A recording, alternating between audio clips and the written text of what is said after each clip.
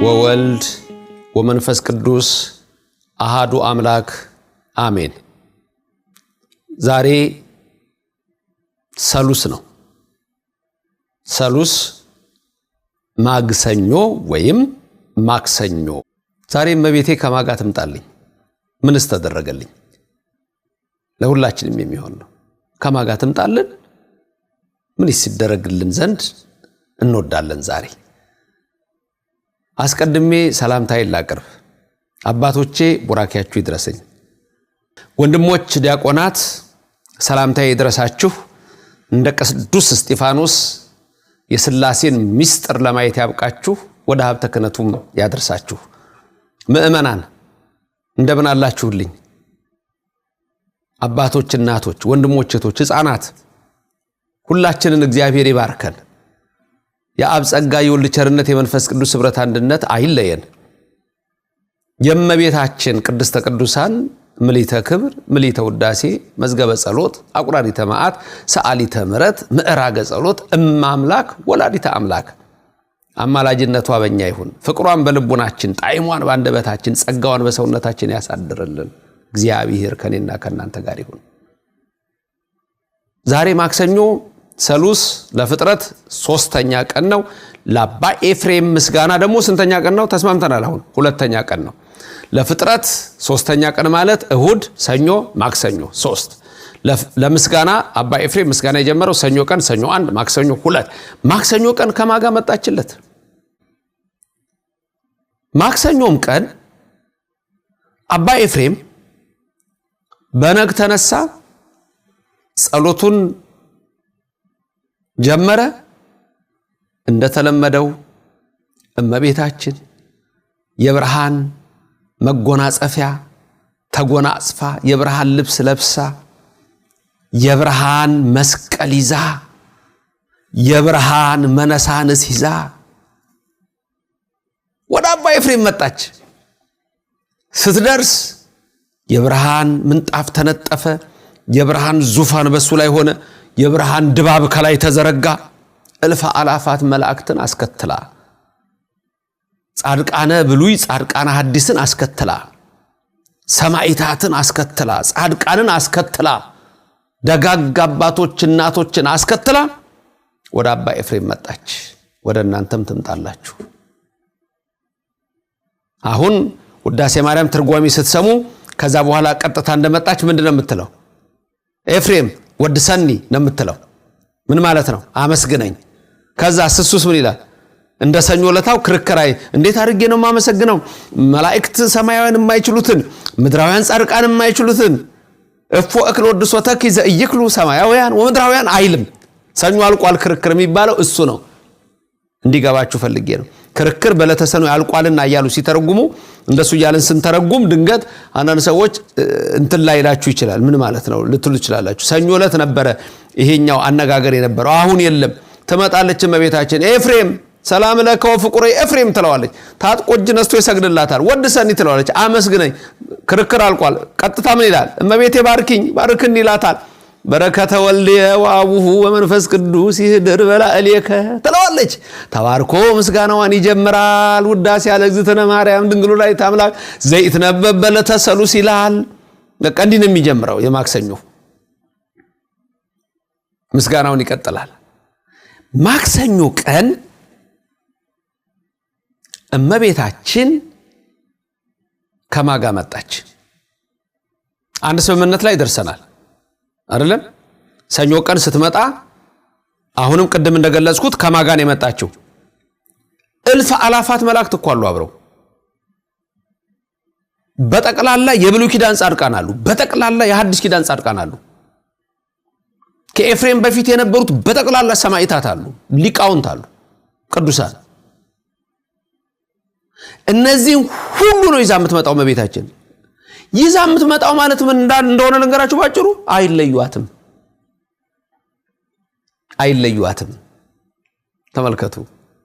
እመቤታችን ቅድስት ድንግል ማርያም ዘላለም ሥላሴ በሷ ያድራሉ።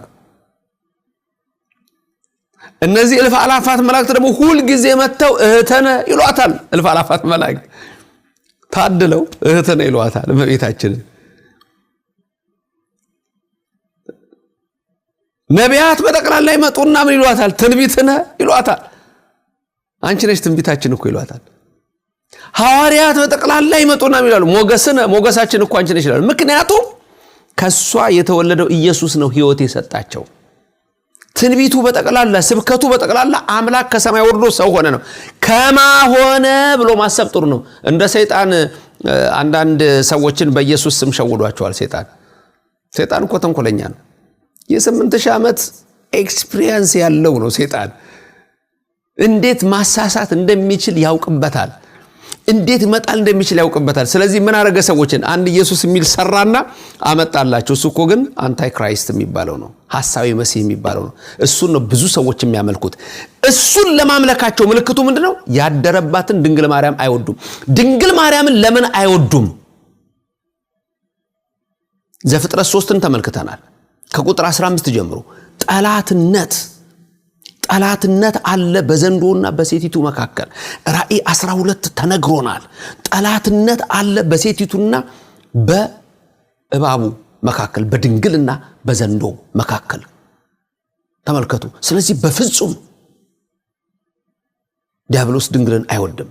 ስለዚህ እውነተኛው ኢየሱስ ከእውነተኛይቱ ድንግል ማርያም ጋር አለ። ስለዚህ አይለያትም።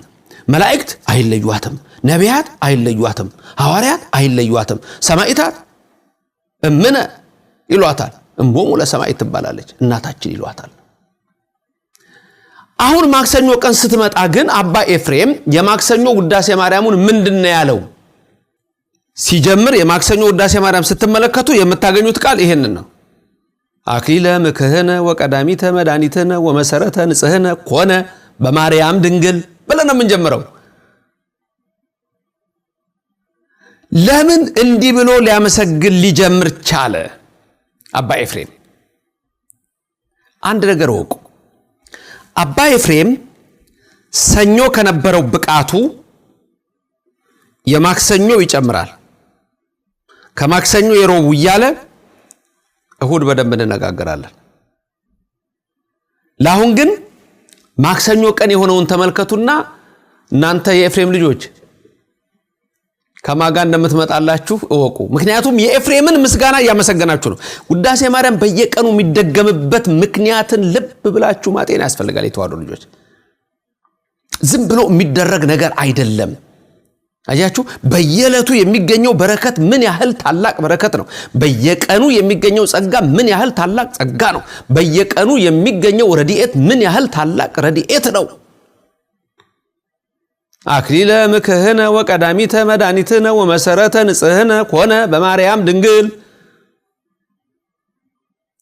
ማክሰኞ ቀን እመቤታችን ስትመጣ ከማጋር የምትመጣው ቅድም እንዳለው እልፍ አላፋት መላእክት፣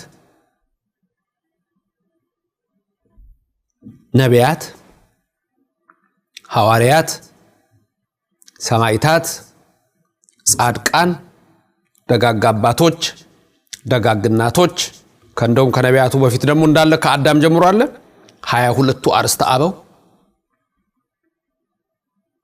እነዚህ ሁሉ ይመጣሉ።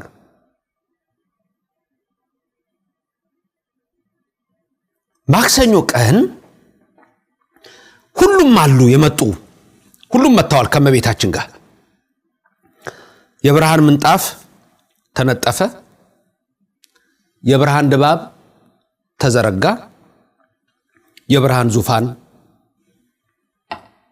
በምንጣፉ ላይ ሆነ። እመቤታችን በዛ ላይ ሆነች፣ ባረከችው። ስትባርከው ወድሰኒ ብላ በአብ ወልድ መንፈስ ቅዱስ ስም ስትባርከው ከፊት ለፊት 3 ሰዎች ቀደም ብለዋል። ማክሰኞ ቀን 3 ሰዎች ቀደም ብለዋል። ሁሉም አሉ። አባ ኤፍሬም አሁን የሚያየው 3ቱን ነው። ማን ናቸው እነዚህ 3 ሰዎች የመጡት? አንደኛው ኢያሱ ነው። ሁለተኛው ኤልያስ ነው። ሶስተኛው ዳዊት ነው። ሲያመሰግናት መጀመሪያ በዳዊት አድርጎ ያመሰግናታል። በዳዊት ያይና እንዴ ዳዊት ብሎ ለዳዊት አንድ ነገር ይናገራል። የሚገርም እኮ ነው እያንዳንዱ ነገር በቃ ልዩ የሆነ እኮ ትዕይንት እኮ ነው የሚፈጸመው እኮ አባ ኤፍሬም ጋር እመቤታችን ስትመጣለት እኮ ዳዊትን አየው። በቃ አያችሁ ዳዊትን ለማየት በቃ ማለት ነው። ውዳሴ ማርያም ስትጸልዩ እንደምታገኙ ከዛ ኢያሱን አወቀው፣ ኤልያስንም አወቀው። ከዛ ምስጋናውን ሲጀምር ምን አለ? አክሊለ ምክህነ ወቀዳሚተ መድኃኒትነ ወመሰረተ ንጽህነ አለ። ከዛ ምን ይቀጥላል ከታች? ኮነ በማርያም ድንግል ይላል። አክሊለ ምክህነ የሚለው ዳዊትን አይቶ ነው። ዳዊት አክሊለ ምክህነ ማለት የመመኪያችን ዘውድ ማለት ነው ትርጉሙ። ዳዊት ያይዋል አባ ኤፍሬም ዳዊት አንተ ታላቅ ሰው ነህ ዳዊት፣ ደብረ ጽዮንን የመሰረትክ፣ ጠላት ያጠፋህ፣ ልበ አምላክ የተባልክ፣ ሕሩይ የተባልክ፣ ጎልያድን ድል ያደረክ አንተ ታላቅ ሰው ነህ ዳዊት። ጠላትን አጥፍተህ ድንበር አስፍተህ ደብረ ጽዮንን ኢየሩሳሌምን መስርተህ ስርወ መንግስት ብትባል ንጉሠ ነገሥት ብትባል የመመኪያችን ዘውድ ግን መሆን አልቻልክም። ዘውድ ደፍተሃል፣ ግን የደህንነታችን ዘውድ ለመባል አልቻልክም። ቅዱስ ነህ ዳዊት፣ ቅዱስ ነህ፣ የበቃህ ነህ፣ ታላቅ ነህ፣ ግን የደህንነታችን ዘውድ አንተ አይደለህም፣ ባንተም አልተገኘም። ዳዊት ስርወ መንግስት የሚባልበትን እዚህ ጋር ልንገራችሁ። ከዳዊት በፊት ለእስራኤል የነገሰ ሳኦል አለ። ሳኦልን ግን እንኩ ያውላችሁ ብሎ እንደመስጠት ስለሆነ በስርወ መንግስት የዳዊትን አስቀድሞታል። ይሄ መጽሐፍ ቅዱሳዊ ሌላ አንድ ትንታኔ ነው። ከዛ ኢያሱን አየው። ኢያሱ ወቀዳሚተ መድኃኒትነ፣ ኢያሱ ታላቅ ሰው ነህ። የስምህ ትርጉም መድኃኒት ነው። አማሌቃውያን ድል መታሃል። ሕዝበ እስራኤልን መርተህ ከግብጽ ተነስተህ ከነዓን የገባህ አንተ ነህ ከወንድምህ ከጓደኛህ ከካሌብ ጋር። ኢያሱ እስራኤልን ከነዓን ይዘህ ገብተህ ሙሴ ሹሞህ መርጦህ ያለ መድኃኒት ተብለህ እናት አባትህ ያወጡልህ ሙሴም እናት አባትህ አውሴ ብለው የሰጡህን ስም እሱ ኢያሱ ብሎ የሰጠህ ኢያሱ ወቀዳሚተ መድኃኒትነ፣ የመጀመሪያ መድኃኒታችን አንተ አልሆንክም። እርግጥ ነህ መድኃኒት ነህ፣ ብዙ ድንቅ ነገር አድርገሃል፣ አንተ አይደለህም። ግን የኛ የዘላለም ድህነት መድኃኒት አንተ አይደለህም፣ ባንተም አልሆነም። ኤልያስን አየው። ወመሰረተ ንጽህነ አለ። የንጽህናችን መሰረት ኤልያስ ንጹህ ነህ፣ ኤልያስ ድንግል ነህ፣ ኤልያስ ቅዱስ ነህ፣ ኤልያስ ቀናኢ ነህ፣ ኤልያስ ኃያል ነህ፣ ሰማይ የለጎምክ፣ ዝናብ ያዘነብክ፣ እሳት ያወረድክ ታላቅ ነህ። የንጽህናችን ግን መሰረት አንተ አይደለህም፣ አንተ አልሆንክም አለው። ወዴት ሊመጣ ነው? ከናንተ የምትበልጥ አለች። ዳዊት፣ ኢያሱ፣ ኤልያስ ተመልከቱ። አክሊለ ምክህነ ወቀዳሚተ መድኃኒትነ ወመሰረተ ንጽህነ ኮነ በማርያም ድንግል፣ የሆነልን በድንግል ማርያም ነው አለ። እነሱም ከሷ ጋር ነው የመጡት፣ እሷን አይተካከሉም። እንግዲህ እንደ ትላንት እንዳየነው ነው። ማንም ከሰው ወገን እሷን የሚመስል የለም። አያችሁ፣ እነዚህ ሶስቱን አያቸውና አባ ኤፍሬም አመሰግናቸው። እነዚህ ሰዎች ታላላቅ ቅዱሳን ናቸው። ግን በማ በኩል ሆነልን ይሄ ሁሉ ነገር? በድንግል ማርያም ሆነልን። አንድም በድንግል ማርያም በኩል ሆነልን። ድንግል ማርያም የመመኪያችን ዘውድ ነሽ። ድንግል ማርያም የመድኃኒታችን ሁሉ መጀመሪያ ነሽ። ድንግል ማርያም የንጽህናችን መሰረት ነሽ። ንጽሕት ነሽ፣ ቅድስት ነሽ፣ ንግስት ነሽ። አንቺ ነሽ። ካንቺ የተወለደው ኢየሱስ እሱ ነው አክሊለ ምክነ የዘላለም ክብራችን እሱ ነው። ዘውዳችን ኢየሱስ ነው። ወቀዳሚተ መድኃኒታችን ለሁሉ ሕይወት የሚሆን ኢየሱስ ነው። ወመሰረተ ንጽህነ የንጽህናችን የመዳናችን ሁሉ ከኃጢአት ይቅር ተብለን መንግስተ ሰማያት የምንገባው በኢየሱስ ክርስቶስ ነው ብሎ የማክሰኞን ውዳሴ በዚህ መልኩ ነው የሚያመሰግነው። የኦርቶዶክስ ልጆች፣ የእውነተኛይቱ እምነት ተከታዮች፣ እናንተ ክርስቲያኖች እመቤታችን ከሁሉ ጋር ትመጣላችኋለች። ብቃት ደረጃም እዩት የኤፍሬምን ከዕለት ወደ ዕለት። ዛሬ ደግሞ ዳዊት መጥቷል። ዳዊት ከእናንተ ጋር ሲሆን ጎልያድ አያሸንፋችሁም። እሱ እንድታውቁ ነው የፈለኩት። ጎልያድ ድል አይመታችሁም። በእናንተ ላይ የሚገዳደር ምንም አይነት የሚያስጨንቅ መንፈስ ይሆናል። የአጋንንት ኃይል ሊሆን ይችላል። ጎልያድ የአጋንንት የዲያብሎስ ምሳሌ ነው። ሰራዊቱ የአጋንንት ምሳሌ ናቸው። ዛሬ አጋንንት የሚያስጨንቃችሁ፣ የዲያብሎስ መንፈስ የሚያስራችሁ፣ ሕይወታችሁን የሚበጠብጥ፣ ትዳራችሁን የሚበጠብጥ፣ ኑሯችሁን የሚበጠብጥ፣ እርምጃችሁን የሚያሰናክል ፈተና የሚሆንባችሁ ኃይል ሲመጣ ውዳሴ ማርያም ስትደግሙ ዳዊት ይመጣላችኋል። ዳዊት ሲመጣ ጎልያድን ይጥልላችኋል። ኢያሱ ይመጣላችኋል። ዘጸአት 17 አማሌቃውያን መጥተው እስራኤልን በደከሙ ሰዓት ሲያስጨንቁ ኢያሱ መጣ። ወደ እናንተም ኢያሱ ይመጣል። የአጋንንትን ኃይል ድል ይመታላችኋል። ደዌን መድኃኒት ነውና ድል ይመታላችኋል። የሚያስጨንቅን ኃይል ከእግራችሁ በታች ይጥልላችኋል። ኢያሱ እኮ ታቦቱን ይዞ ባህሩን የከፈለ ነው። ያ ኢያሱ ከእናንተ ጋር ይሆናል። የኦርቶዶክስ ልጆች ውዳሴ ማርያም ስትደግሙ ምን ተደረገልኝ፣ ምንድነው የሚደረግልኝ ብላችሁ ስታስቡ እግዚአብሔር ያደረገላችሁን ወቁ።